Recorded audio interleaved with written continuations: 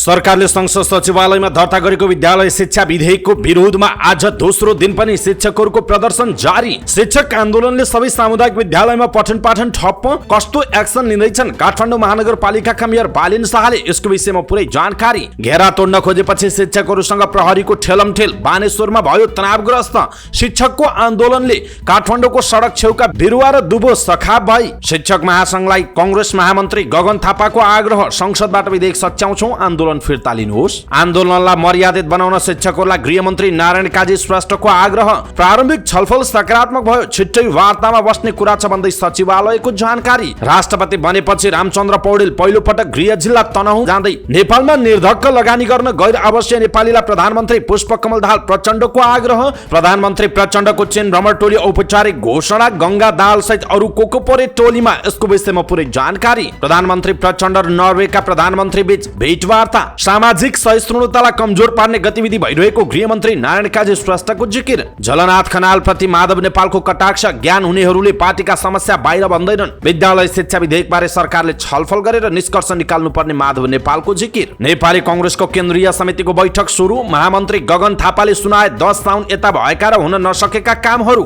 भिआइपीहरूलाई मापदण्ड विपरीत दिएको सुविधा फिर्ता गर्न संसदीय समितिले सरकारलाई दियो निर्देशन। आरती शाहका दोषीलाई कारबाही नगरी गृह मन्त्रालय घेर्ने। महिला तथा सामाजिक महिला समिति सभापति किरण कुमार शाहको चेतावनी। आरती शाहका दोषीलाई सरकारले छोड्दैन भन्दै गृह मन्त्रालयका सहसचिव नारायण प्रसाद भट्टराईको भनाई। चन्द्र भण्डारी सहित 8 जना नेपाली कांग्रेसको केन्द्रीय सदस्यमा मनोनित। शेखर समूहबाट 2 जना मात्रै परे।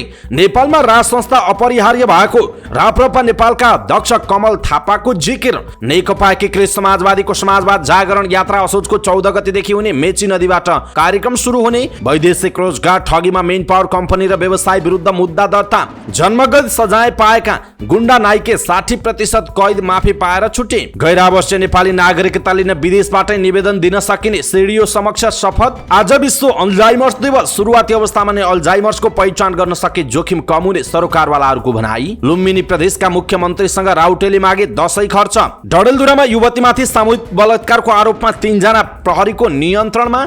साधना सरगमले गाएको नेपाली शान्ति गीत सार्वजनिक। आज विश्व शान्ति दिवस मनाइँदै पुराना लेनदेनका कागज पत्र माघ 11 गते भित्र स्थानीय तहबाट प्रमाणित गर्नुपर्ने। भन्सारका 5 कर्मचारीलाई छानबिन गर्न भन्दै अख्तियारलाई सरकारी वकिलको पत्र। बिहिबार सुनको मूल्य घट्यो, चाँदीको मूल्य भने बढ्यो। कतिमा भइरहेको छ कारोबार, यसको विषयमा पुरै जानकारी आजको समाचारमा हेर्नुहोस्। शेयर धितो कर्जामा सीमा हट्ने भएपछि 44 अङ्कले बढ्यो नेप्से परिसूचक। हाइड्रो पावरमा देखियो उत्साह। मानिसको मस्तिष्कमा चिप लगाउन एलन मस्कको कम्पनीलाई दिइयो अनुमति। चिप प्रत्यारोपण गर्नेको खोजी सुरु। वेस्ट बैंकमा भएको इजरायली आक्रमणमा 3 प्यालेस्टाइनीको ज्यान गयो, 30 जना घाइते। नेदरल्यान्डका राजाद्वारा देशमा गरिबी रोक्न आह्वान। ट्युनिसियामा लगानी व्यापार वित्तीय सम्बन्धमा अन्तर्राष्ट्रिय सम्मेलन सुरु। साफ अन्डर 19 च्याम्पियनशिपमा भारतको विजयी सुरुवात। र हालै दायाँ क्लाभिकल फ्र्याक्चर भएका कारण शल्यक्रिया गरेका नेपाली राष्ट्रिय क्रिकेट टिमका सदस्य ललित नारायण राजवंशीले एसियन गेम्स गुमाउने। दर्शक महानुभाव नमस्कार। समाचारपारी.com को न्यूज बुलेटिनमा यहाँलाई हार्दिक स्वागत छ। म प्रहलाद चन्द्र घिमिरे। सदाको चाहिँ आज पनि हामी उपस्थित भएका छौँ। आजका मुख्य समाचार, ब्रेकिङ न्यूज, न्यूज अपडेट लगायत तपाईँलाई काम लाग्ने हेर्नै पर्ने महत्त्वपूर्ण समाचारहरू लिएर हाम्रो मेहनतका लागि यो भिडियोमा एउटा लाइक अवश्य गर्नुहोला। दर्शक महानुभाव पलपलको न्यूज अपडेटका लागि हाम्रो च्यानललाई तपाईँले अहिलेसम्म सब्स्क्राइब गर्नुभएको छैन भने कृपया सब्स्क्राइब गर्नुहोस् अनि नजिकै आउने बेल आइकनलाई क्लिक गर्नुहोला। दैनिक रूपमा हेर्नुहुन्छ भने रेगुलर भनेर लेख्नुहोला। आज पहिलोचोटि हेर्दै हुनुहुन्छ भने फर्स्ट टाइम भनेर लेखिदिनु होला। देशभित्र हुनुहुन्छ भने आफू गाउँठाउँ शहर जिल्लाको नाम लेख्नु होला। विदेशमा हुनुहुन्छ भने हामीलाई कुन देशबाट हेरिरहनु भएको छ त्यो कुरा तलको कमेन्ट बक्समा कमेन्ट गर्नुहोला। आउनुहोस् दर्शक महानुभाव आजका मुख्य समाचारहरू सुरु गरौँ। विद्यालय शिक्षा विधेयकको विरोधमा शिक्षकहरूको आज दोस्रो दिन पनि आन्दोलित रहेको प्रसङ्गबाट। सरकारले संसद सचिवालयमा दर्ता गरेको विद्यालय शिक्षा विधेयकको विरोधमा दोस्रो दिन आज पनि शिक्षकहरूले प्रदर्शन जारी राखेका छन्। काठमाडौँको माइतीघरमा देशभरबाट आन्दोलनका लागि आएका शिक्षकहरू आन्दोलनमा उत्रिएका हुन्। नेपाल शिक्षक महासंघको अगुवाईमा आन्दोलन भएको हो। आन्दोलनका कारण उपत्यकाको ट्राफिक अस्तव्यस्त बनेको छ। बुधबारबाट सुरु भएको काठमाडौँ केन्द्रित आन्दोलन माघ पुरा नहुन्जेलसम्म चल्ने बताइएको छ। शिक्षकहरू आन्दोलनमा उत्रिएसँगै सामुदायिक विद्यालयको पठन पाठन अस्तव्यस्त बनेको छ। विद्यार्थीहरू विद्यालय पुगेर फर्किएका छन्। संसदमा दर्ता भएको शिक्षा विधेयकमा महासंघले विभिन्न 18 बुँदे असहमति सहमति प्रकट गरेको छ, जसमा सरुवा, बडुवा, दरबन्दी स्थानीय पालिका अन्तर्गत नबस्ने सहितका माग छन्। सो माग पूरा नभएसम्म आन्दोलन नरोकिने महासङ्घले चेतावनी दिएको छ। उनीहरूले विद्यालय शिक्षक कर्मचारीहरूको ज्यादती बन्द गर, शिक्षामा कुल बजेटको 20% लगानी गर, शिक्षा मन्त्री राजीनामा दिए, कक्षा 12 सम्मको पूर्ण निःशुल्क शिक्षाको व्यवस्था गर, 10 वर्षमा आवधिक बढुवाको ग्यारेन्टी गर, राहत र उच्च मावि दरबन्दी स्वीकृत गर, शिक्षा विधेयक संशोधन गर लगायतका नारा लेखिएका प्लेकार्ड बोकेर विरोध जनाएको बताइएको छ। यसैबीच सरकारले संसद सचिवालयमा दर्ता गरेको विद्यालय शिक्षा विधेयकको विरोधमा उत्रिएका शिक्षकहरूसँग सरकारले वार्ता गरेको छ। सरकार र शिक्षकहरूको पहिलो चरणको वार्ता सकारात्मक भए पनि निष्कर्षविहीन भएको बताइएको छ। सिंहदरबारमा शिक्षकहरूले उपप्रधान एवं गृहमन्त्री नारायण काजी श्रेष्ठसँग छलफल गरेको बताइएको छ। गृहमन्त्रीसँगको वार्ता निष्कर्षविहीन भएको बुझिएको छ। वार्तामा शिक्षा मन्त्रीको समेत सहभागिता रहेको थियो। छलफलमा कसरी शान्ति सुरक्षा कायम गर्ने र कुन रुटमा आन्दोलन गर्ने भन्ने कुरा गरिएको शिक्षक संघका अध्यक्ष विष्णु प्रसाद भण्डारीले बताउनुभयो। छलफलमा गृहमन्त्री श्रेष्ठले शान्ति सुरक्षा कायम गरेर अगाडि बढ्न आग्रह गर्नुभएको उहाँले बताउनुभयो। उहाँले आन्दोलन बानेश्वरबाट माइतीघरसम्म भएको बताउनु भएको छ। संसदमा दर्ता भएको शिक्षा विधेयकमा महासङ्घले विभिन्न 18 बुँदे असहमति व्यक्त गरेको छ। बिहिबार बिहान काठमाडौँको मध्य बानेश्वर स्थित रत्न राज्य माध्यमिक विद्यालयका विद्यार्थीहरू नियमित समयमै विद्यालय पुगेका थिए, तर विद्यालयको गेटमा ताला लगाइएको थियो। कक्षा 10 मा पढ्ने विद्यार्थीहरू बिहान 7:30 बजे कोचिङ कक्षाका लागि हाजिर हुने गरेका थिए। सोही अनुसार विद्यार्थीहरू बिहानै त्यहाँ पुगेका थिए, तर उनीहरूले पढ्न भने पाएनन्। गेटपालीले स्कुल बन्द भएकाले पढाइ नहुने भन्दै विद्यार्थीलाई फर्काए। अर्को सूचना नआएसम्म विद्यालय बिदा भएको गेटपालीले बताएपछि विद्यार्थीहरू लुरु घर फर्किए। काठमाडौँको गोकर्णेश्वर नगरपालिकामा रहेको सहयोगी माविमा पनि बिहानै ताला लगाइएको थियो। विद्यालय नखोल्ने बारे पूर्व जानकारी नपाएका विद्यार्थीहरू गेट नखोलेपछि फर्किए। उनीहरू किन बिदा दियो स्कुलले भनेर अचम्ममा परे। बुधबार सरकारले संविधान दिवसको अवसरमा सार्वजनिक बिदा दिएको थियो। बिहिबार भने कुनै पनि सरकारी बिदा थिएन, तर उपत्यका सहित देशभरका सबैजसो सामुदायिक विद्यालयमा पठन पाठन ठप्प भएको छ। रत्न राज्यका प्रधानाध्यापक राम आशिष यादवले विद्यालय बन्द रहेको र कहिले खुल्छ भनेर अहिले नै भन्न नसकिने अवस्था रहेको बताउनुभयो। सामुदायिक विद्यालयका शिक्षक शिक्षिकाहरू काठमाडौँ केन्द्रित आन्दोलनमा सहभागी भएपछि विद्यालय बन्द भएका हुन्। संसदमा गत भदौ 27 गते विद्यालय शिक्षा विधेयक 2080 दर्ता भएपछि त्यसको विरोधमा शिक्षकहरू यति बेला आन्दोलनमा छन्। सरकारवालासँग छलफल नै नगरी शैक्षिक माफियाहरूलाई फाइदा पुग्ने गरी कानुन बनाउन खोजिएको भन्दै उनीहरू आक्रोशित छन्। विधेयकमा संशोधन नगरेसम्म देशभरका सामुदायिक विद्यालय बन्द गरेर आन्दोलन चर्काउने उनीहरूको भनाइ छ। शिक्षकको आन्दोलनलाई लिएर स्थानीय तहहरूको फरक प्रतिक्रिया छ। कतिपय गाउँपालिकाले नै शिक्षकहरूलाई गाडीको व्यवस्था गरेर काठमाडौँ केन्द्रित आन्दोलनमा पठाएका छन् भने केही पालिकाहरूले विद्यालय बन्द गरेर आन्दोलन गर्न गई कारबाही गर्ने चेतावनी दिएका छन्। काठमाडौँ महानगरपालिकाले आफ्नो नगरभित्रका सामुदायिक विद्यालयका शिक्षकहरूले विद्यालय बन्द गरेर आन्दोलन गर्न गई कारबाही गर्ने चेतावनी दिएको थियो। महानगरपालिकाको निर्देशनलाई अवज्ञा गर्दै महानगरपालिका भित्रको सामुदायिक विद्यालयका प्रधानाध्यापकहरूले बुधबार नै विद्यालय बन्द गरेर माइतीघर मण्डलामा हाजिर हुने निर्णय लिएका हुन् र बिहिबार सोही अनुसार गरेका छन्। आन्दोलनको समर्थन गरेपछि महानगरपालिकाले अर्को काउन्टर दिँदै विद्यालय बन्द गराइएको पाइए शिक्षकको तलब काट्ने चेतावनी दिएको छ। महानगरका मेयर बालेन शाहले विद्यालय बन्द गरेर आन्दोलनमा जाने प्रधानाध्यापक र शिक्षकलाई कारबाही गर्ने बताउनुभयो। सोही अनुसार महानगरभित्र रहेका 79 वटा विद्यालयमा नगर प्रहरीले अनुगमन गर्यो। विद्यालय बन्द गराएका शिक्षकको हाजिरी कापी हेर्न नभई विद्यालय बन्द वा खुल्ला रहेको अवस्था हेर्न गएको नगर प्रहरीले जनाएको छ। नगर प्रहरी निरीक्षक शिव दालले महानगरबाट विद्यालय खुल्ला छ कि बन्द छ भनेर हेरेर विवरण पठाउने निर्देशन भएको बताउनुभयो। विद्यालय बन्दको अपडेट आफूले पठाइसकेको उहाँले जानकारी दिनुभयो। दालले भन्नुभयो सबै विद्यालय बन्द रहेछन्, कतै गेटमा ताला लगाएको, कतै विद्यार्थी शिक्षक नभएको पायौँ, त्यही अनुसार लिस्ट पठाएका छौँ। अब के कारबाही हुन्छ भन्ने चाहिँ हामीलाई थाहा भएन उहाँको भनाइ छ।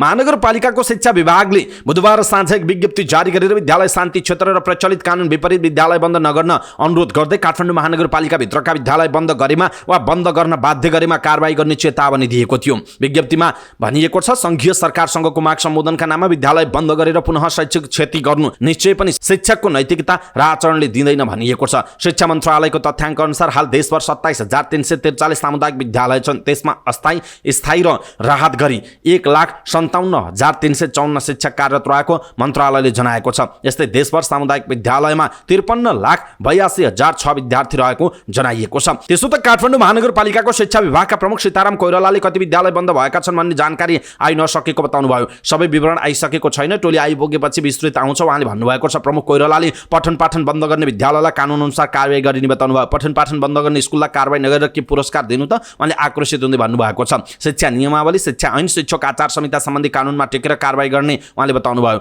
शिक्षा प्रमुख कोइरालाले भन्नुभयो विद्यालय बन्द गर्ने कानुन छैन, तर कारबाही गर्न कानुन नै कानुन छ। अधिकार दुरुपयोग गरेकै आधारमा कारबाही हुन्छ उहाँको भनाइरहेको छ। दर्शक महानुभाव, खास गरी शिक्षक आन्दोलनले सबै सामुदायिक विद्यालयमा पठन पाठन ठप्प भएको छ। खास गरी काठमाडौँ महानगरपालिकाले सूचना निकालेको थियो शिक्षा विभागले, सँगसँगै मेयर बालिन शाह आफैले आफ्नो फेसबुकमा लगायत आफैले सार्वजनिक रूपमा नै विद्यालय बन्द गरी कारबाही गर्ने भनेर चेतावनी दिनुभएको थियो। तर बालिनलाई उल्टो चुनौती दिँदै बुधबार बेलुकैदेखि निर्णय गरेर काठमाडौँका सबै विद्यालयहरू बन्द छन्। त्यस्तै देशभरका विद्यालयहरू बन्द भएको भनेर रिपोर्टहरू आइरहेको छ र अब बालिनले कस्तो एक्सन लिलान्, को कसलाई कारबाही गर्लान्, के गर्लान् भन्ने विषयवस्तु हामी हेर्न बाँकी छ। तर खास गरी शिक्षकहरूको जुन आन्दोलन छ र काठमाडौँ महानगरपालिकाका मेयर बालिन शाह लगायत स्थानीय सरकारहरूले जुन खालको चेतावनीहरू दिइरहेका छन्, यसप्रति तपाईँको धारणा के छ? आफ्नो धारणा तलको कमेन्ट बक्समा कमेन्ट गर्नुहोला। यसैबीच शिक्षकहरूको जारी सडक आन्दोलनको क्रममा बानेश्वरमा तनाव भएको छ। माइतीघरबाट बानेश्वर मार्च पासमा पुगेका आन्दोलनकारी बानेश्वरको प्रहरी घेरा तोड्न खोज्दा प्रहरीसँग धक्केल भएको छ। हजारौंको संख्यामा रहेका शिक्षकहरूको हुलले प्रहरीको ब्यारिकेड तोड्न खोजेको थियो। सोही क्रममा प्रहरीले बल प्रयोग गरेको छ। शिक्षकहरू बानेश्वरको एभरेस्ट होटल अगाडिबाट प्रहरी घेरा तोड्न खोजेका थिए। शिक्षकहरूको विरोध प्रदर्शनले काठमाडौँको ट्राफिक अस्तव्यस्त बनेको छ। बिहानै उपप्रधान तथा गृहमन्त्री नारायण काजी श्रेष्ठको पहलमा शिक्षक नेतृत्वसँग वार्ता निष्कर्षविहीन भएको थियो। आन्दोलनलाई मर्यादित र संयमित बनाउन श्रेष्ठले आग्रह गर्नुभएको थियो। संसदमा प्रस्तावित विद्यालय शिक्षा विधेयकको विरुद्धमा देशभरका शिक्षक यति बेला आन्दोलित बनेका छन्। विभिन्न जिल्लाबाट शिक्षक शिक्षिका आन्दोलनका लागि काठमाडौँ आएका छन्। सामुदायिक विद्यालयहरूको छाता संगठन नेपाल शिक्षक महासंघको आह्वानमा यो आन्दोलन भइरहेको छ। महासंघले देशभरका सबै सामुदायिक विद्यालयहरू पनि बन्द गराएको छ। यसैबीच शिक्षकहरूको आन्दोलनले माइतीघर बानेश्वर सडक छेउमा रोपिएका बिरुवा र दुबो सखा भएको छ। प्रदर्शनमा आएका शिक्षकहरूले सडक छेउका रुख बिरुवा हाँगा भाँचेका छन् भने उनीहरूले जथाभावी उभिँदा र बस्दा दुबो समेत बिग्रिएको छ। माइतीघर बानेश्वर काठमाडौँमा हरियाली युक्त देखिने नमुना सडक नै हो। 2071 सालमा सार्क शिखर सम्मेलन हुने समयमा यो सडकमा लाखौं रुपैयाँ खर्च गरेर बिरुवा र रुख बिरुवा र दुबो रोपिएको थियो। सुरुमा छाडा चौपाएर मन लाग्दै सडक पार गर्ने व्यक्तिहरूले यसमा क्षति पुर्याए। बल्ल बल्ल रोपेको बिरुवा मासिने अवस्थामा पुगेको भन्दै सामाजिक सञ्जाल सञ्चार माध्यममा आलोचना भएपछि प्रहरीले गस्ती गरेर बोट बिरुवा हुर्काउन काठमाडौँ महानगरपालिकालाई सघाएको थियो। महानगरपालिकाले जिम्मा पाए पनि विज्ञापन बोर्ड राख्न दिने शर्तमा हरियाली प्रवर्धनको काम गर्ने गरी नेपाल टेलिकमसँग सम्झौता गरेको थियो। त्यसअनुसार नै नेपाल टेलिकमले 5 वर्षसम्म यस क्षेत्रको बोट बिरुवा र दुबो गोडमेल मलजल र संरक्षण गरिरहेको थियो। सम्झौता अवधि सकिएपछि अहिले महानगरपालिकाको वातावरण विभागले यो खण्डको हरियाली संरक्षण गर्दै आएको छ। तर बेला बेलामा हुने आन्दोलनको मारमा यो सडकका बोट बिरुवा पनि पर्ने गरेका छन्। यसपटक बालबालिकालाई बोट बिरुवाको संरक्षण गर्नुपर्छ भनेर सिकाउनु पर्ने गुरुहरूले नै बोट बिरुवामा क्षति पुर्याएका छन्। दर्शक महानुभाव, यसप्रति तपाईको धारणा के छ? आफ्नो धारणा तलको कमेन्ट बक्समा कमेन्ट गर्नुहोला। नेपाली कांग्रेसका महामन्त्री गगन थापाले शिक्षकहरूलाई आन्दोलन फिर्ता लिन आग्रह गर्नुभएको छ। विद्यालय बन्द गर्ने अप्रिय बाटो अवलम्बन नगरी आन्दोलनको स्वरूप परिवर्तन गर्न शिक्षक महासंघ लगायतलाई थापाले आग्रह गर्नुभयो। महासंघको नेतृत्वमा असोज 3 गतेदेखि शिक्षक सम्बद्ध संगठनहरू प्रदर्शनमा उत्रिएका छन्। सांसदको भूमिका एवं विवेकमाथि विश्वास गरेर रचनात्मक ढङ्गले समाधानको खोजीका लागि मद्दत गर्न महासंघसँग थापाले अनुरोध गर्नुभएको छ। विद्यालय शिक्षा विधेयकमा थुप्रै सुधार आवश्यक छ। संसदमा हामी यसलाई सच्याउने नै छौँ। विद्यालय बन्द नगरौँ, थापाले सामाजिक सञ्जाल मार्फत आग्रह गर्नुभएको छ। विद्यालय शिक्षा सम्बन्धी विधेयकमा अनेकन कमजोरी भएको उल्लेख उहाँले गर्नुभएको छ। सुधार गर्नै पर्ने छ। संसदमा दर्ता भइसकेपछि पनि अब यो विधेयिकाको कर्तव्य र जिम्मेवारी यो थापाले शिक्षकहरूलाई भन्नुभएको छ। यसैबीच उपप्रधान एवं गृहमन्त्री नारायण काजी श्रेष्ठले र शिक्षा मन्त्री अशोक कुमार राई सहित शिक्षकका प्रतिनिधिसँग भएको छलफलमा आन्दोलनलाई मर्यादित बनाउन शिक्षकहरूलाई गृहमन्त्री नारायण काजी श्रेष्ठले अनुरोध गर्नुभएको छ। बिहानको छलफल सकारात्मक भएको दाबी सहभागीहरूले गरेका छन्। उनीहरूबीच शिक्षकहरूको आन्दोलनलाई मर्यादित बनाउन छिट्टै औपचारिक वार्तामा बस्ने पनि सहमति भएको जनाइएको छ। गृहमन्त्री नारायण काजी श्रेष्ठले आन्दोलनलाई शान्तिपूर्ण र व्यवस्थित बनाउन आग्रह गरेको जनाइएको छ। सरकारले शिक्षक भएर र शिक्षकले सरकार भएर सोचेर निष्कर्षमा पुग्नुपर्छ र समस्याको समाधान निकाल्नुपर्छ भन्ने बताएको मन्त्री श्रेष्ठका स्वकीय सचिव विजय गौतमले जानकारी दिनुभयो। उहाँहरूले शिक्षकका प्रतिनिधिहरूले पनि शान्तिपूर्ण र मर्यादित बनाउन ध्यान दिन्छौँ भन्नुभयो। गौतमले भन्नुभयो छलफल एकदमै सकारात्मक भयो। अब छिट्टै औपचारिक वार्तामा बस्ने कुरा छ उहाँको भनाइरहेको छ। छलफलमा सहभागी शिक्षा मन्त्री अशोक राईले परिणाममुखी वार्ताका लागि समन्वय गर्ने बताउनु भएको छ। राष्ट्रपति रामचन्द्र पौडेल गृह जिल्ला आउनु हुने भएको छ। राष्ट्रपति बनेपछि पहिलो पटक गृह जिल्ला आउन लाग्नु भएको हो। दास नगरपालिका 3 भिपी वनवाटिकामा निर्माण सम्पन्न भएको सभागृहको उद्घाटनका लागि असोज 6 गते शनिबार राष्ट्रपति पौडेल तनहुँको दमौली आउने कार्यक्रम रहेको प्रमुख जिल्ला अधिकारी छविलाल रिजालले जानकारी दिनुभएको छ। उहाँका अनुसार शनिबार तनहुँको 2 स्थानको कार्यक्रममा सहभागी भई राष्ट्रपति पौडेल काठमाडौँ फर्कने कार्यक्रम छ। बिहान तनहुँको भानु नगरपालिका 13 स्थित मिर्लुङमा रहेको भङ्गेर थानमा पूजा गर्ने कार्यक्रम छ। त्यसपछि राष्ट्रपति पौडेलले दमौलीमा रहेको सभागृहको उद्घाटन गर्ने कार्यक्रम 1 बजे तय भएको प्रमुख जिल्ला जिल्ला अधिकारी रिजालले जानकारी दिनुभयो। साथै सभागृहको आडैमा निर्माण गरिएको बीपी पार्कमा बीपी कोइरालाको शालिगको राष्ट्रपति पौडेलले अनावरण गर्नुहुनेछ। करिब 750 जना क्षमताको उक्त सभा हाल गण्डकी प्रदेशकै ठूलो रहेको मानिएको छ। 23 करोड 62,43,331 लागतमा उक्त सभा हाल श्री डाँफे एमए प्रतिष्ठा जेबी काठमाडौँले निर्माण गरेको करिब 6,500 वर्गफिट क्षेत्रफलमा 2 ब्लकमा गरी भवन निर्माण गरिएको छ भने लम्बाइ 75 र चौडाइ 45 सेन्टिमिटरको बीम निर्माण गरिएको छ। उक्त भवन 4 ढलानको बनाइएको जनाइएको छ। भवनको भुइँ ढलानमा सवारी पार्किङ, दोस्रो तलामा स्टेज, तेस्रोमा सेमिनार हल र चौथोमा अतिथिका लागि कपडा परिवर्तन गर्ने, आराम गर्ने कक्ष रहेका छन्। उद्घाटन पश्चात जिल्ला सभाको बैठक बसी उक्त सभा हाल सञ्चालनमा ल्याइने जिल्ला समन्वय समिति तनहुँका प्रमुख शान्ति रमण वाग्लेले जानकारी दिनुभयो। प्रधानमन्त्री पुष्पकमल दाहाल प्रचण्डले अमेरिकामा रहेका गैर आवासीय नेपालीहरूलाई नेपालमा निर्धक्क लगानी गर्न आग्रह गर्नु भएको छ। संयुक्त राष्ट्र संघको 78औं महासभामा भाग लिन अमेरिका पुगेको नेपाली प्रतिनिधि मण्डलको स्वागत एवं सम्मानमा नेपाली महावाणिज्य दूतावास न्युयोर्कले आयोजना गरेको अन्तर्क्रिया कार्यक्रममा प्रधानमन्त्री दाहालले यस्तो आग्रह गर्नुभएको हो। उहाँले नेपालमा लगानीको वातावरण बन्दै गएको भन्दै विदेशमा रहेका नेपालीहरूको सीप क्षमता र लगानी बिना मुलुक अगाडि बढ्न नसक्ने बताउनुभयो। उहाँले वर्तमान सरकार मुलुकको आर्थिक विकास, समृद्धि र सुशासनका क्षेत्रमा गम्भीर भएर अगाडि बढेको दाबी समेत गर्नुभयो। विदेशमा रहेका नेपालीहरूप्रतिको सोचमा परिवर्तन भएको भन्दै प्रधानमन्त्री दाहालले एनआरएनहरू पलायन नभई विस्तारित भएको तर्क गर्नुभयो। गैर आवासीय नेपाली समुदाय तथा व्यवसायी एवं विज्ञहरू बीच गरिएको अन्तर्क्रिया कार्यक्रममा विभिन्न क्षेत्रका व्यक्तिहरूले कार्यपत्र पनि प्रस्तुत गर्नुभएको थियो। उहाँहरूले प्रस्तुत गरेको कार्यपत्रले आफू उत्साहित भएको भन्दै प्रधानमन्त्री प्रचण्डले त्यसलाई कार्यान्वयनमा लैजाने प्रतिबद्धता पनि व्यक्त गर्नुभएको छ। प्रधानमन्त्री पुष्पकमल दाहाल प्रचण्डको चीन भ्रमणको टोली सार्वजनिक भएको छ। परराष्ट्र मन्त्रालयले 8 दिने भ्रमण तालिका सार्वजनिक गरेको छ। अमेरिकाबाट सिधै चीन जान लाग्नुभएका प्रधानमन्त्री प्रचण्ड असोजको 6 गतेदेखि 13 गतेसम्म त्यहाँ रहनुहुनेछ। परराष्ट्र मन्त्रालयले जारी गरेको विज्ञप्तिमा प्रधानमन्त्रीको भ्रमण टोलीमा गंगा दाहाल, परराष्ट्र मन्त्री Narayan Prasad Saud NP Saud, खानेपानी मन्त्री महेन्द्र राय यादव, भौतिक पूर्वाधार तथा यातायात मन्त्री प्रकाश ज्वाला, राष्ट्रिय सुरक्षा सल्लाहकार शंकर दास बैरागी, राष्ट्रिय योजना आयोगका उपाध्यक्ष मीनबहादुर श्रेष्ठ लगायत रहने जनाइएको छ। चीन भ्रमणको क्रममा प्रधानमन्त्रीले चिनिया राष्ट्रपति सी जिनपिङ र चिनिया समकक्ष ली खछ्याङ सहित शीर्ष नेतृत्वसँग भेटवार्ता गर्नुहुनेछ। भ्रमणको क्रममा दुई देशबीच विभिन्न विषयमा सम्झौता हुने जनाइएको छ। संयुक्त राष्ट्रसङ्घको 78औं महासभामा नेपालको नेतृत्व गर्दै न्युयोर्क पुग्नुभएका प्रधानमन्त्री पुष्पकमल दाहाल प्रचण्ड र नर्वेका प्रधानमन्त्री युनस गार स्टोरबीच राष्ट्रसङ्घको मुख्यालयमा भेटवार्ता भएको छ। प्रधानमन्त्री दाहाल र नर्वेका प्रधानमन्त्री युनस बीच द्विपक्षीय सम्बन्ध र बहुपक्षीय सहकार्यका विषयमा महत्त्वपूर्ण छलफल भएको थियो। दुई प्रधानमन्त्री बीच भएको भेटघाटमा परराष्ट्र मन्त्री एनपी साउद, परराष्ट्र सचिव भरतराज पौड्याल, परराष्ट्र मन्त्रालयकी सहसचिव सेवा लम्साल लगायत सहभागी हुनुहुन्थ्यो। प्रधानमन्त्री दाहालले राष्ट्रसङ्घको फोरममा भेटघाट तथा संवादलाई निरन्तरता दिइरहनु भएको छ।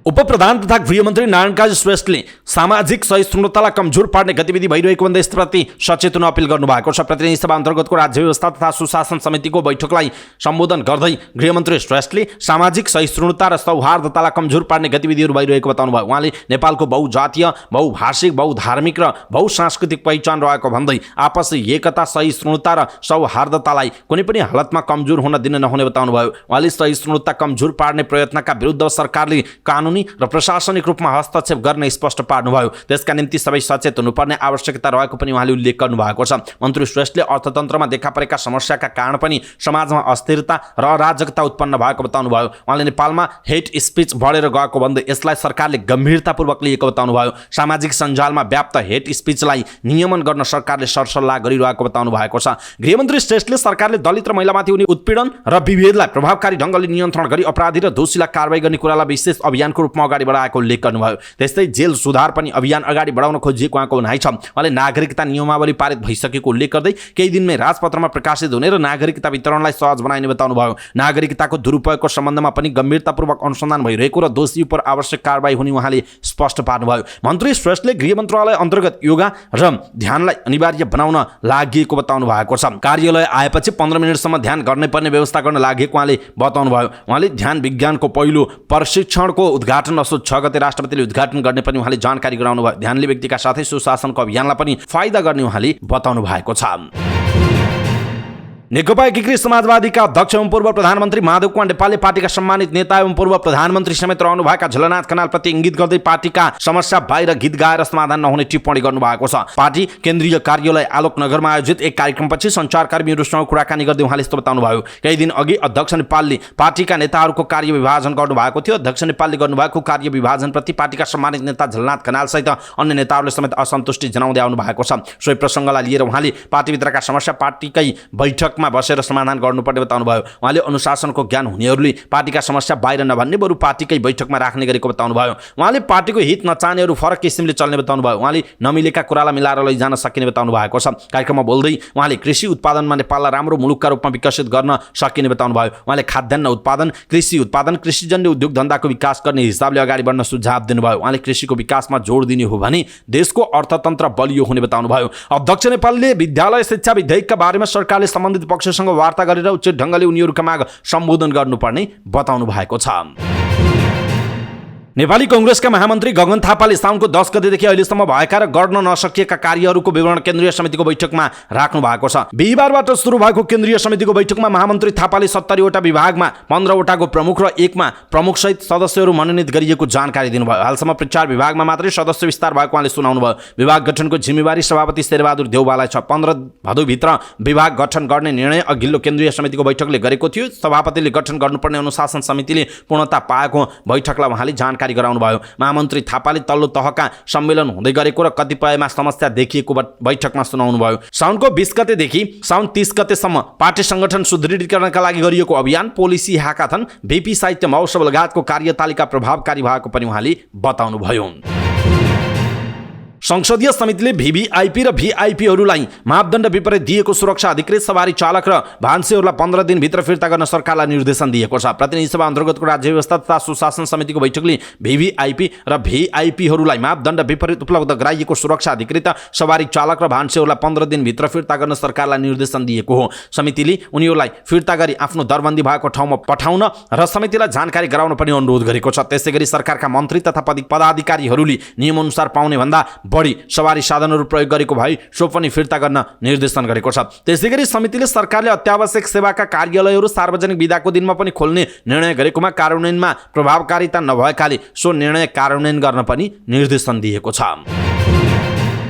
महिला तथा सामाजिक मामिला समिति सभापति किरण कुमार शाहले स्वर्गीय आरती शाहका दोषीलाई कारबाही नगरी गृह मन्त्रालय र संसदको बेल घेराउ गर्न बाध्य हुने चेतावनी दिनुभएको छ। सिंहदरबारमा बसेको समितिको बैठकमा बोल्दै उहाँले घटनामा जिल्ला प्रहरी कार्यालय धनुषाका एसपी डीएसपी संलग्न रहेको देखिएको भन्दै उनीहरूमाथि कारबाही प्रक्रिया अगाडि नबढाई संसदभित्र छलफलको विषय बनाएर सांसदहरू गृह मन्त्रालय घेराउ गर्ने र संसदको बेल घेराउ गर्न बाध्य हुने बताउनु भएको छ। उहाँले हिरासतमा लिएका व्यक्तिलाई यातना दिने काम प्रहरी प्रशासनले गरेको पाइएको भन्दै प्रशासन नाङ्गै नाच्ने कुरा अकल्पनीय र दुःखदायी भएको बताउनु भएको छ। समितिको बैठकमा गृह मन्त्रालयका सहसचिव नारायण प्रसाद भट्टराईले आरती शाह मृत्यु प्रकरणका दोषी कोहीलाई पनि सरकारले नछोड्ने बताउनु भएको छ। उहाँले अदालतले दोषी देखाए जो कोही पनि कारबाहीको दायरामा आउने बताउनु भयो। उहाँले सरकारले अनुसन्धानमा कुनै कमजोरी हुन नदिने प्रतिबद्धता व्यक्त गर्नुभयो। उहाँले प्रहरीले ज्यादती गरेको ठहरिए ती प्रहरीको निलम्बन गर्न सरकार पछाडि नहट्ने पनि बताउनु भएको छ। यसैबीच उहाँले पीडित पक्षहरूलाई घटनास्थलमा गएर अनुसन्धानमा सघाउन अनुरोध गर्दा नमानेको प्रति दुःख व्यक्त गर्नुभयो। आरती शाह जनकपुर धाम महानगरपालिका 9 थापाचोक सा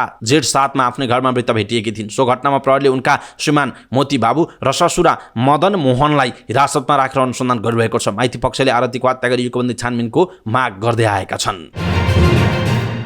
नेपाली कांग्रेसका सभापति शेरबहादुर देउवाले चन्द्र भण्डारी सहित 8 जनालाई केन्द्रीय कार्य समिति सदस्यमा मनोनित गर्नुभएको छ। 8 मध्ये शेखर समूहबाट भण्डारी र शारदा पौडेल मात्र पर्नु भएको छ। भण्डारी सहित मानबहादुर विश्वकर्मा, अर्जुन प्रसाद जोशी, शिवप्रसाद मागाई, किरण राज शर्मा पौडेल, भरत कुमार शाह, शारदा पौडेल र अनिल कुमार रुङ्गटा कांग्रेस केन्द्रीय सदस्यमा मनोनित हुनुभएको हो। भण्डारी महाधिवेशनमा उपसभापति उम्मेद्वार भई पूर्णबहादुर खड्कासँग पराजित हुनुभएको थियो। केन्द्रीय सदस्यमा मनोनित मानबहादुर विश्वकर्मा जीवन परियारसँग सहमहामन्त्रीमा पराजित हुनुभएको जनाइएको छ।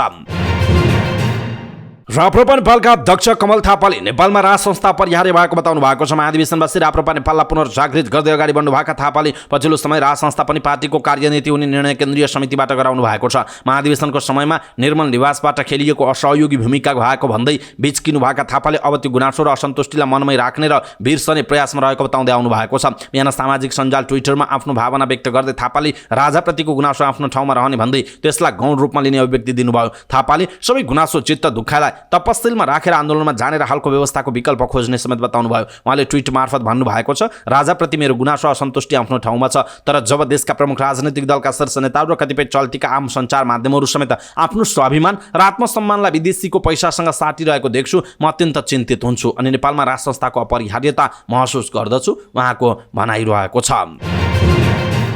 नेकपा एकीकृत समाजवादीले असोजको 14 गतेदेखि समाजवाद जागरण यात्रा झापाको काकडभिट्टा स्थित मेची नदीबाट सुरु गर्ने भएको छ। पार्टीले अवलम्बन गरेका वैचारिक दृष्टिकोण देशव्यापी रूपमा प्रचार प्रसार गर्ने उद्देश्यले आयोजना गरिने यात्रा असोजको 29 गते पश्चिम महाकाली पुगेर सकिनेछ। जागरण यात्रालाई व्यवस्थित र सफल बनाउन उपमहासचिव डाक्टर विजय पौडेलको संयोजकत्वमा समाजवाद जागरण यात्रा व्यवस्थापन समिति गठन गरिएको छ। समाजवाद जागरण यात्रामाथि प्रकाश पार्न असोजको 13 गते काकडभिट्टामा पत्रकार सम्मेलन गर्ने, सोही दिन काकडभिट्टामा सडक नाटक मञ्चन गर्ने, 5 बजेदेखि 7 बजेसम्म स्थानीय पार्टी बैठक गरिनेछ। समाजवाद जागरण यात्राले असोजको 15 गते बिहान इटहरीमा विषयगत छलफल, 10 देखि 11 बजेसम्म इटहरी सभा, 2 बजे इनरुवामा कोण सभा, 3 बजे कोशी ब्यारेजबाट बिदा हुने कार्यक्रम तय गरिएको छ।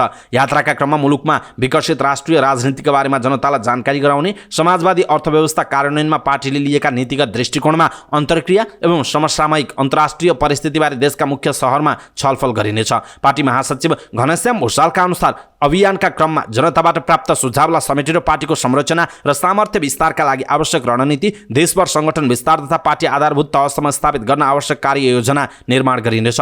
राजनीतिक उपलब्धिको रक्षा गरेर मुलुकलाई अग्रगमनतर्फ लैजान तत्कालीन नेकपा एमालेसँग विद्रोह गर्नुको औचित्य पुष्टि भएको विषय, जनजीविका सामाजिक रूपान्तरणका लागि पार्टीले गरेका गतिविधि अभियानका क्रममा जनतालाई बुझाइनेछ। विभिन्न ठाउँमा छलफल गर्दै पश्चिम महाकालीमा पुगेर असोजको 29 गते अन्तिम कार्यक्रम गरिने जनाइएको छ।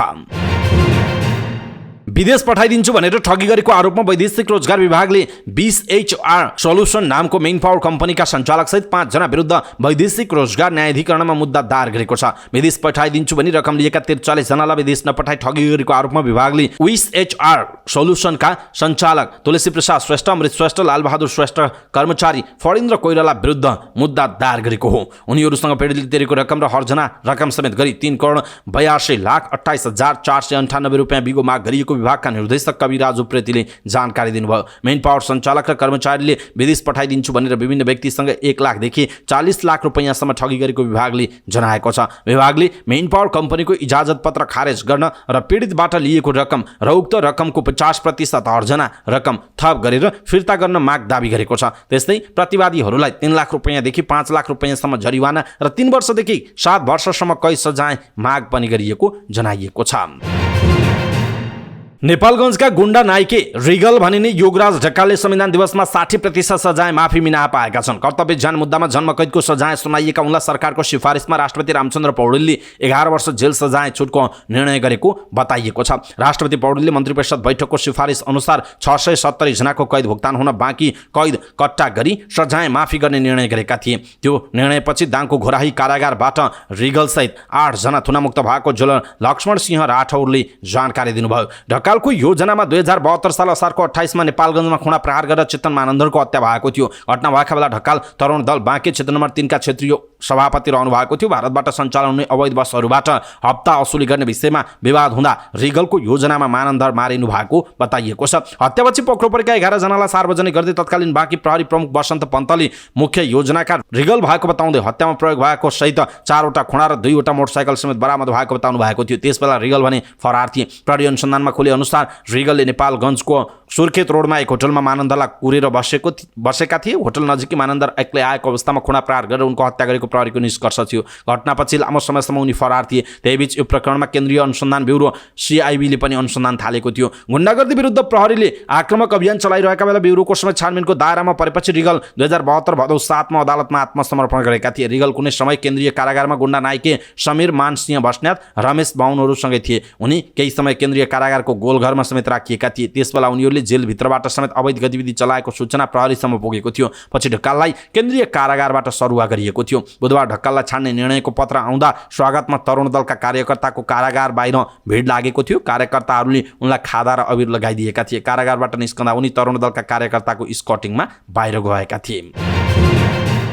गैर आवासीय नेपालीले गैर आवासीय नेपाली नागरिकताको प्रमाणपत्र लिन विदेशबाट आवेदन दिन पाउने भएका छन्। सरकारले हालै गरेको नागरिकता नियमावलीको तेस्रो संशोधनले गैर आवासीय नेपालीलाई विदेशकै राजदूतावास वा महावाणिज्य दूतावासबाट निवेदन दिन सक्ने व्यवस्था गरेको छ। यस्तो नागरिकता लिन चाहने गैर आवासीय नेपालीले आफू वा आफ्नो बाबु आमा बाजे वा बजै मध्ये जसको नागरिकता नेपाली नागरिकताको आधारमा गैर आवासीय नेपाली नागरिकताको प्रमाणपत्र लिने हो, सोही नागरिकताको प्रमाणपत्र जारी भएको जिल्लाको प्रमुख जिल्ला अधिकारी समक्ष निवेदन दिनुपर्नेछ। गैर आवासीय नेपाली नागरिकता लिनका लागि हाल नागरिक रहेको मुलुकबाट लिएको राजधानीको प्रतिलिपि, नेपालको संविधान मान्ने प्रतिबद्धता, विदेशी नागरिकता लिएको प्रमाण आदि कागजात पेश गर्नुपर्नेछ। सार्क राष्ट्रमा बसोबास गर्नेहरूले भने गैर आवासीय नेपाली नागरिकता पाउने छैनन्। गैर आवासीय नेपालीले नागरिकताका लागि निवेदन दिएपछि नेपाली दूतावास वा महावाणिज्य दूतावासले 15 दिनभित्र सम्बन्धित प्रमुख जिल्ला अधिकारी समक्ष निवेदन पठाउनु पर्नेछ। यसरी निवेदन आएपछि प्रमुख जिल्ला अधिकारीले ती गैर आवासीय नेपालीलाई चिन्ने एक नेपाली नागरिकले शनाखत गर्नुपर्नेछ। प्रमुख जिल्ला अधिकारीलाई गैर आवासीय नेपालीले पेश गरेको विदेशको नागरिकता र राजधानीमा शंका लागेमा सम्बन्धित राजदूतावास वा महावाणिज्य दूतावासमा वैधता जाँच गर्न लगाउन सक्नेछ। यसरी वैधता जाँचको निवेदन आएमा 15 दिनभित्र दूतावास वा महावाणिज्य दूतावासले बुझेर जानकारी गराउनुपर्छ। गैर आवासीय नेपाली नागरिकता दिनु अघि प्रमुख जिल्ला अधिकारीले सम्बन्धित व्यक्तिलाई नेपालको संविधान र कानुन मान्ने प्रतिबद्धता अर्थात् शपथ गराउनु पर्ने जनाइएको छ।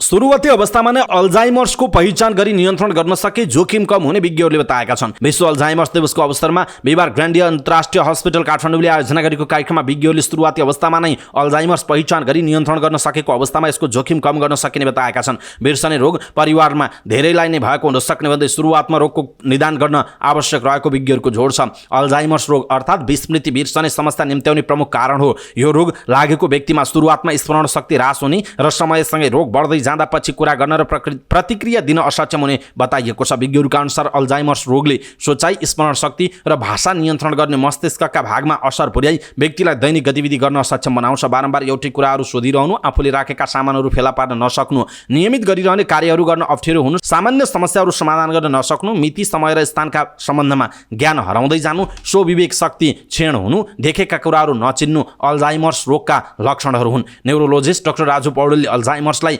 स्मृति रोगका रूपमा चिनिने भन्दै यो समस्या अधिकांश 65 वर्ष पुरा उमेर भएपछि देखा पर्ने बताउनुभयो। अल्जाइमर्स हुनुको मुख्य कारण भनेको स्मरण शक्ति ह्रास हुनु भएको भन्दै बेलैमा पत्ता लगाए थप जोखिम नहुने उहाँले बताउनुभयो। उहाँले अल्जाइमर्स हुन नदिन जनचेतना आवश्यक पर्ने भन्दै यो रोग लागिसकेपछि दिमागको कोशिकाहरूका तन्तुहरू बिस्तारै सुक्दै जाने बताउनुभयो। डाक्टर पौडेलले नेपालमा अनुमानित 1,30,000 व्यक्तिमा विस्मृति रोग हुन सक्ने आँकडाले देखाएको बताउनुभयो। उहाँले अल्जाइमर्स भएका व्यक्तिहरूले गुणस्तरीय स्वास्थ्य जीवन अवलम्बन गर्नुपर्ने बताउनुभयो। अल्जाइमर्स भएकाहरूले धेरै चिल्लो पदार्थ र नुन धेरै खान नहुने र सुगर भएमा यसको उपचार गर्नुपर्ने बताउनुभयो। उहाँले रक्तचाप नियन्त्रण गर्नुपर्ने भन्दै समयमै उपचार गर्न सके अल्जाइमर्स बढ्ने क्रमलाई कम गर्न सकिने बताउनुभयो। अल्जाइमर्स भएकाहरूले नियमित व्यायाम गर्नुपर्ने र सुर्तीजन्य तथा मादक पदार्थ सेवन गर्न नहुने उहाँको भनाइ छ। अल्जाइमर्स भइहाले स्मरण शक्ति बढाउने खालका औषधिहरू दिन सकिने उहाँको भनाइरहेको छ। मधुमेह, अत्याधिक मोटोपना, टाउकोमा लाग्ने चोटपटक, सामाजिक रूपमा निष्क्रिय जीवनशैली लगायतका कारण अल्जाइमर्सको जोखिम बढ्ने विज्ञहरू बताउँछन्। ज्येष्ठ नागरिकको उपचारका लागि सरकारले प्रत्येक स्वास्थ्य संस्थाहरूमा ज्येष्ठ नागरिक उपचार विभागको व्यवस्था गर्नुपर्ने सरकारवालाहरूको जोड रहेको छ। फिरन्ते जीवन बिताउने राउटेले लुम्बिनी प्रदेशका मुख्यमन्त्री डिल्ली बहादुर चौधरी समक्ष दशैं खर्च मागेका छन्। बिहिबार मुख्यमन्त्री कार्यालयमा पुगेका राउटे मुखिया बिर्खे बहादुर साईको टोलीले मुख्यमन्त्रीसँग भेटघाट गर्दै आफ्नो समुदायका लागि दशैं खर्च दिन आग्रह गरेका हुन्। उनले दशैंमा खसी बलि दिनुपर्ने भएकाले आफ्नो समुदायका लागि 2 लाख दशैं खर्च दिन आग्रह गरे। दशैं आइसक्यो, हाम्रो जनताले दशैंमा बलि दिनुपर्छ, खसी खानुपर्छ, सरकारले पैसा दिनु पर्यो। मुख्यमन्त्री समक्ष साईले भने 86 घर जनता छ, खसी खान सरकारले 2 लाख दिनु पर्यो, हामीले लगेर सबै जनतालाई बाँड्छौँ। उनले आफूहरू अहिले दैलेखमा बसिरहेको र दशैं खर्चका लागि दाङ आएको बताएका छन्। मुख्यमन्त्री चौधरीले राज्यले राउटे समुदायको दशैं खर्चका लागि आवश्यक व्यवस्था गरिने बताउनुभयो। राउटेलाई खर्चकै कारण दशैं मनाउन समस्या हो भने प्रदेश सरकारले सहयोग गर्छ। मुख्यमन्त्री चौधरीले भन्नुभयो 2-3 दिनमा सरकारले केही सहयोग गर्छ उहाँको भनाइ छ। राउटे साई टोलीले मुख्यमन्त्री चौधरीसँगै अर्थमन्त्री धनबहादुर मास्की तथा प्रमुख सचिव राधिका अर्यालसँग पनि भेटेको जनाइएको छ। डडेलधुरामा एक युवतीमाथि सामूहिक बलात्कार गरेको आरोपमा प्रहरीले 3 जनालाई पक्राउ गरेको छ। पक्राउ पर्नेमा भागेश्वर गाउँपालिका 3 का 22 देखि 28 वर्ष उमेर समूहका युवाहरू रहेको बुझिएको छ। उनीहरूसँगै सामूहिक बलात्कारमा संलग्न भएको भनिएका अर्का एक 18 वर्षीय किशोर भने फरार छन्। उनको खोजी भइरहेको प्रहरीले जनाएको छ। 20 वर्षीय एक युवतीमाथि फरक समय र स्थानमा सामूहिक बलात्कार गरेको आरोपमा उनीहरूलाई पक्राउ गरिएको प्रहरीले जनाएको छ। डडेलधुरा प्रहरीका अनुसार पक्राउ परेकाहरूमाथि गत वैशाख 5 गते नानीघाट खोलामा र गत वैशाख 12 गते साँझ टेकामा रहेको एउटा गोठमा लगेर युवतीलाई बलात्कार गरेको किटानी जारी परेको छ। घटनाबारे थप अनुसन्धान भइरहेको प्रहरीले जनाएको छ। सन्तोष श्रेष्ठको सङ्गीत र हेम प्रभास अधिकारीको शब्द रचनामा भारतकी प्रसिद्ध गायिका साधना सरगमले गाएको शान्ति गीतको भिडियो सार्वजनिक भएको छ। शान्ति दिवसको अवसर पारेर काठमाडौँमा आयोजित एक कार्यक्रममा भिडियो सार्वजनिक गरिएको। म्युजिक नेपालको युट्युब च्यानलमा रहेको शान्ति गीतको भिडियोमा रक्षा श्रेष्ठ, दिया गिरी, चक्र साउद, कुमार फुयाल र अभेलिना खड्काको अभिनय रहेको छ। शान्ति गीतका माध्यमबाट भाइचारा र विश्वबन्धुत्वको भावना जागृत गराउने अभिप्रायका साथ तयार पारिएको गीत भारतको मुम्बई स्थित आर्यन स्टुडियोमा रेकर्ड गरिएको सङ्गीतकार श्रेष्ठले जानकारी दिनुभयो। उहाँका अनुसार धेरै समयपछि नेपाली भाषाको गीत गाउने अवसर पाएको भन्दै साधना सरगमले खुसी व्यक्त गर्नुभयो। अन्य गीतहरूभन्दा यस शान्ति गीतको भावभूमि फरक रहेकाले मैले यो गीत गाएँ। यस गीतको माध्यमबाट विश्वव्यापी रूपमा शान्ति र सद्भाव फैलाउँदै जानेमा आशा व्यक्त गरेकी छु, गायिका साधना सरगमको भनाई उहाँले स्मरण गर्नुभयो। भारतकी प्रसिद्ध गायिका साधना सरगमको स्वरमा आफूले सङ्गीत भरेको गीत तयार हुँदा उत्साहित भएको सङ्गीतकार श्रेष्ठले बताउनु भएको छ।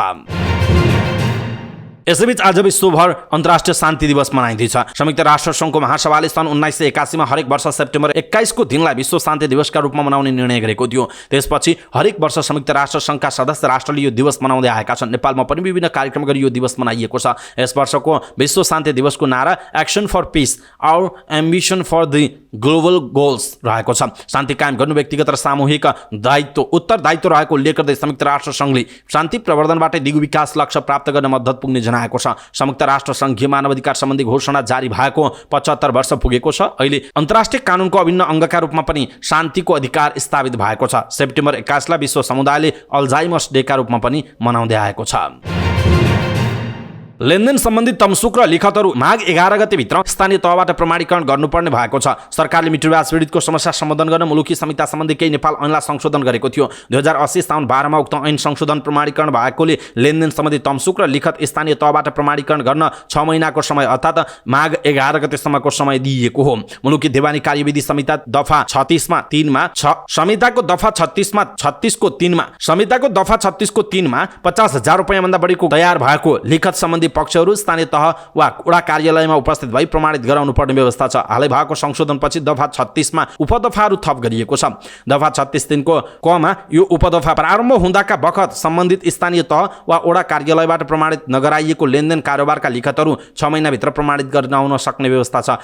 ऐनमा लेनदेनमा संलग्न कुनै पनि पक्ष नेपाल बाहिर रहेको अवस्थामा फर्किआएको मितिले 6 महिनाभित्र लिखत प्रमाणित गराउनु पर्ने व्यवस्था पनि गरेको छ। साउवा ऋणी कोही विदेश गएको भई हकवाला वा संरक्षकले पनि लिखित प्रमाणीकरण गराउन सक्नेछन्। गौरीबहादुर कार्की अध्यक्ष रहेको अनुचित लेनदेन मित्रव्याज सम्बन्धी जाँच आयोग 2079 ले मुलुकी ऐनको संशोधित व्यवस्था सबै स्थानीय तहलाई जानकारी गराउन संघीय मामिला तथा सामान्य प्रशासन मन्त्रालयलाई पत्र लेखेको थियो। संघीय मामिला मन्त्रालयले पनि सबै स्थानीय तहलाई कपाली तमसुक बारी भएको कानुनी व्यवस्था र तमसुक प्रमाणित गर्दा विचार गर्नुपर्ने कुराहरू सहित पत्र लेखेको छ। कानुन अनुसार गाउँघरमा कुनै लेनदेन कारोबार भएमा कपाली तमसुक तथा लिखत प्रमाणित गराउन स्थानीय तह वा वडा कार्यालयमा निवेदन दिनुपर्नेछ। त्यसको सत्यता सम्बन्धमा स्थानीय तह वा वडा कार्यालयले आवश्यक जाँचबुझ गर्नुपर्नेछ। साउको निवेदन परेपछि स्थानीय तह वा वडा समितिको कार्यालयले आपसी अर्थात् ऋणीलाई बोलाएर साउले पेश गरेको लिखत तमसुक देखाई तमसुकको सत्यता शनाखत गराउनु पर्नेछ। यदि ऋणीले तमसुक लिखतमा बढी रकम उल्लेख गरेको तर आफूले कम रकम लिएको भनेको छ भने सोही कुरा लेखेर प्रमाणित गराउनु पर्ने आयोगले जारी गरेको मार्गदर्शनमा उल्लेख गरिएको छ। मुलुकी देवानी संहिता ऐन 2074 अनुसार कपाली तमसुकको हदम्याद बढीमा 10 वर्षको हुन्छ। सो 10 वर्षको हदम्याद भनी यो प्रावधानले थप हुन नसक्ने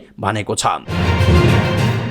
जिल्ला सरकारीको वकिलको कार्यालय काठमाडौँले 60 किलो सुन तस्करी प्रकरणमा पक्राउ परेका 5 जना भन्सार कर्मचारीलाई भ्रष्टाचारको कसुरमा पनि अनुसन्धान गर्न सिफारिस गरेको छ। त्रिभुवन अन्तर्राष्ट्रिय विमानस्थल भन्सार कार्यालयमा 60 किलो सुन जाँच पासमा संलग्न जोखिम व्यवस्थापन शाखाका अधिकृत सन्तोष चन्द, भन्सार कार्यालयका भन्सार जाँच पास अधिकृत गणेश प्रसाद पौडेल, नायब सुब्बा वीरेन्द्र नेपाली, कुमार ढकाल र एक्सरे जाँचकी सरोज श्रेष्ठलाई भ्रष्टाचारमा समेत छानबिन गर्नुपर्ने निष्कर्ष निकालिएको सरकारी वकिलको कार्यालयका प्रमुख अच्युत मणि नेउपानेले जानकारी दिनुभएको छ। हङकङबाट गैर कानुनी रूपमा सुन भित्राउने संगठित अपराधमा संलग्न भएर कसुर अपराधबाट गैर कानुनी सम्पत्ति आर्जन गरेको र सरकारी कर्मचारीका रूपमा अपराधमा संलग्न भएर कसुरबाट गरेको गैर कानुनी आर्जन विभिन्न व्यवसायमा लगानी र लुकाउने उद्देश्यले लियरिङ समेत गरेर सम्पत्ति बढाएको हुन सक्ने देखिएको उहाँले भन्नुभएको छ। त्यसैले उल्लेखित प्रतिवादीको सम्पत्ति विवरणहरू प्राप्त हुने क्रम जारी नै रहेकाले निजहरूले आफ्नो पदीय र आर्थिक हैसियत भन्दा बढी सम्पत्तिहरू राखेको देखिएकोले सम्पत्तिहरू र हालसम्म प्राप्त भइ नसकेका थप सम्पत्ति समेत हुन सक्ने भएकाले उनीहरूमाथि भ्रष्टाचार निवारण ऐन अनुसार अनुसन्धान अनुसन्धान हुनुपर्ने देखिएको छ भनिएको छ। राजस्व अनुसन्धान विभागले साउनको 2 मा विमानस्थल भन्सारको जाँच पास भएर बाहिरिएको 60 किलो सुन बरामद गरेको थियो। 19 दिनसम्म अनुसन्धान गरेर संगठित अपराधको तत्त्व देखिएको भन्दै विभागले सम्पूर्ण अनुसन्धानको जिम्मा सीआईबीलाई दिएको थियो। निर्णय अनुसार छानबिन गर्न भन्दै सरकारी वकिलले अख्तियार दुरुपयोग अनुसन्धान आयोगमा पत्र पठाएको जनाइएको छ। यसैबीच सरकारी वकिलले सुन प्रकरणमा संलग्न दावा छिरिङ सहित 16 जनामाथि सम्पत्ति शुद्धिकरण अनुसन्धान विभाग मार्फत छानबिन गर्न समेत सिफारिस गरेको जनाइएको छ। बिहिबार सुनको मूल्य घटेको छ भने चाँदीको मूल्य बढेको छ। नेपाल सुन चाँदी व्यवसायी महासङ्घका अनुसार बिहिबार सुनको मूल्य तोलामा 300 रुपैयाँ घट्दा चाँदीको मूल्य 5 रुपैयाँले बढेको छ। बिहिबार छापावाल सुनको प्रति तोला मूल्य 1,12,500, तेजाबी सुनको मूल्य 1,11,950 र चाँदीको मूल्य 1,410 रुपैयाँ तोकिएको छ। बुधबार छापावाल सुनको प्रति तोला मूल्य 1,12,800, तेजाबी सुनको मूल्य 1,12,250 रुपैयाँ र चाँदीको मूल्य 1,405 रुपैयाँ तोकिएको थियो। नेपाल राष्ट्र बैंकले मार्जिन प्रकृतिको शेयर धितो कर्जामा 12 करोडको सीमा हटाउन तयारी गरेसँगै शेयर बजारमा हरियाली छाएको छ। मंगलबार बसेको वित्तीय क्षेत्र उच्च स्तरीय समन्वय समितिको छलफलमा गभर्नर महाप्रसाद अधिकारीले 12 करोडको सीमा हटाउने बताउनु भएको थियो। शेयर लगानीकर्ताले व्यक्तिगत रूपमा 12 करोडको सीमा पर्याप्त रहे पनि शेयर बजारमा लगानी गर्ने उद्देश्यले आएका कम्पनीमा उक्त सीमा व्यवहारिक नभएको बताउँदै आएका थिए। सबै क्षेत्रबाट आलोचनाको विषय भएपछि 12 करोडको सीमा हटाउन तयारीसँगै शेयर बजारमा हरियाली छाएको छ। साताको अन्तिम कारोबारको दिन बजार परिसूचक नेप्से 44.34 अङ्कले वृद्धि हुँदा 2029.78 को बिन्दुमा पुगेको छ। आइतबार 42.14 अङ्कको उच्च गिरावट भएको नेप्से सोमबार र मंगलबार भने बढेको थियो। मंगलबार 1984.43 को बिन्दुमा बन्द भएको नेप्से बिहिबार 2.23% बढेर बन्द भएको हो। हाइड्रोपावर कम्पनीको शेयर मूल्यमा उच्च वृद्धि हुँदा बिहिबार नेप्से पनि बढेको हो। नेप्सेका सबै उपसूचकमा वृद्धि हुँदा हाइड्रोपावर उपसूचक 5.31% बढेको छ। त्यस्तै वित्त कम्पनी उपसूचक 4.38% र विकास बैंक उपसूचक 3.77% ले वृद्धि भएको जनाइएको छ। नेप्सेसँगै कारोबार रकम पनि बढेको छ। गत आइतबार नेप्सेमा उच्च गिरावट भए पनि 2 अर्ब नाघेको कारोबार रकम सोमबार 1 अर्ब पनि पुगेको थिएन भने मंगलबार मुस्किलले अर्ब नाघेको थियो। तर बिहिबार भने 3 अर्ब माथिको कारोबार भएको छ। 1,19,359 वटा कारोबारमा 1,12,64,309 किता सूचीकृत धितोपत्र किनबेच हुँदा 3 अर्ब 29 करोड 39 लाख रुपैयाँको कारोबार भएको छ। जसमध्ये सन नेपाल लाइफ इन्स्योरेन्सको शेयर सर्वाधिक 20 करोड 18 लाखको कारोबार भएको छ।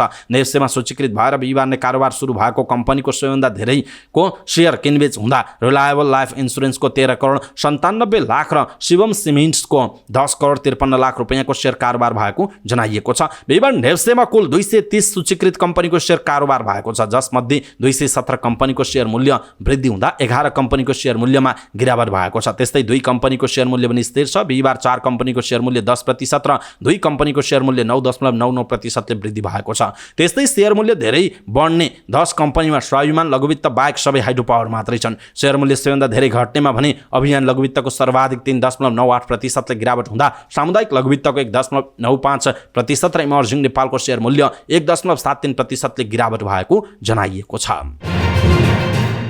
अर्बपति एलन मस्कको कम्पनी न्यूरालिङ्कलाई मानिसको मस्तिष्कमा चिप प्रत्यारोपण गर्नका लागि अनुमति प्राप्त भएको छ। रोयटर्सका अनुसार यस्तो अनुमति पाएसँगै न्यूरालिङ्कले मस्तिष्कमा चिप जडान गर्ने मानिसको खोजी सुरु गरेको छ। एउटा विशेष भर्ना प्रक्रियाबाट यस्तो व्यक्तिको छनौट गरिने बताइएको छ। उक्त ट्रायलका क्रममा सुरुमा पक्षघातका रोगीको मस्तिष्कमा चिप सेट जडानको परीक्षण गरिनेछ। न्यूरालिङ्कले यस्ता व्यक्तिको खोजी गरिरहेको छ जसमा सर्वाइकल स्पाइनल कर्डको समस्याका कारण पक्षघात भएको छ वा एमायोट्रोफिक ल्याटरल स्क्लेरोसिस जस्ता स्वास्थ्य समस्या रहेका छन्। यद्यपि न्यूरालिङ्कले यो अध्ययनका क्रममा सुरुमा कतिजना मानिसमा परीक्षण सुरु गर्न लागेको छ भन्ने चाहिँ खुलेको छैन। यो परीक्षण सक्नका लागि 6 वर्षको समय लाग्नेछ।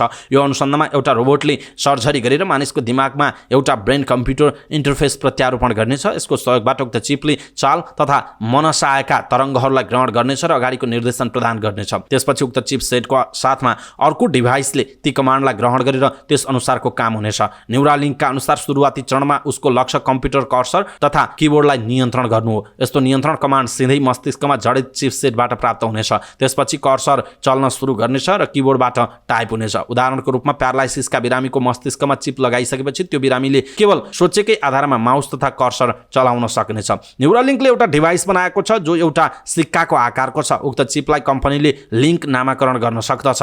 यो डिभाइसले कम्प्युटर, मोबाइल फोन तथा अन्य उपकरणलाई मस्तिष्कको गतिविधि न्यूरल इम्पल्सबाट सिधै नियन्त्रण गर्ने क्षमता प्रदान गर्नेछ। छ। न्युरालिङ्कले सुरुमा यस्तो चिपसेटको 10 जना मानिसमा परीक्षण गर्ने अनुमति प्राप्त हुने अपेक्षा गरेको थियो, तर अमेरिकाको फुड एन्ड ड्रग प्रशासनले सुरक्षाको प्रश्न उठाउँदै धेरै मानिसमा परीक्षणको अनुमति दिएको छैन। तर केही व्यक्तिमा परीक्षणका लागि एफडीएले अनुमति दिएको छ। यद्यपि उसले कतिजना मानिसमा ट्रायलको अनुमति दिएको भन्ने चाहिँ खुलाइएको छैन। एफडीबाट प्राप्त अनुमति निकै महत्त्वपूर्ण पहिलो खुड्किला भएको र यसले भविष्यमा एक दिन आफ्नो प्रविधिले धेरै मानिसहरूलाई सहयोग गर्न सकिने न्युरालिङ्कले जनाएको छ।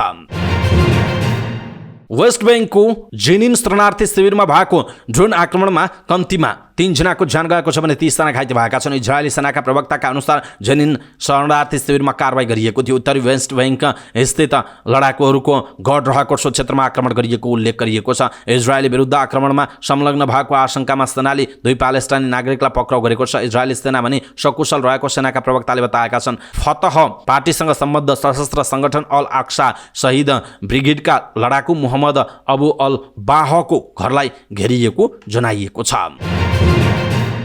नेदरल्यान्ड्सका राजा विलियम अलेक्जेन्डरले अर्को आम संसदीय चुनावको करिब 2 महिना अगाडि देशमा गरिबीको वृद्धि रोक्न ध्यान आकर्षण गराउनु भएको छ। नेदरल्यान्डलाई बाहिरबाट हेर्दा सार्वजनिक सेवा राम्रो र बलियो भएको देशका रूपमा चिनिने भन्दै उहाँले अर्थव्यवस्था आकर्षक भएको देश नेदरल्यान्ड रहेको बताउनुभयो। डच केन्द्रीय तथ्याङ्क ब्युरोले बढ्दो मुद्रास्फीतिको परिणामस्वरूप डच जनसङ्ख्याको क्रय शक्ति गत वर्ष 2022 को तुलनामा 1.2% घटेको बताएसँगै राजाको यस्तो सन्देश आएको, जुन नेदरल्यान्डमा 40 वर्षमा सबैभन्दा ठूलो गिरावट रहेको जनाइएको छ।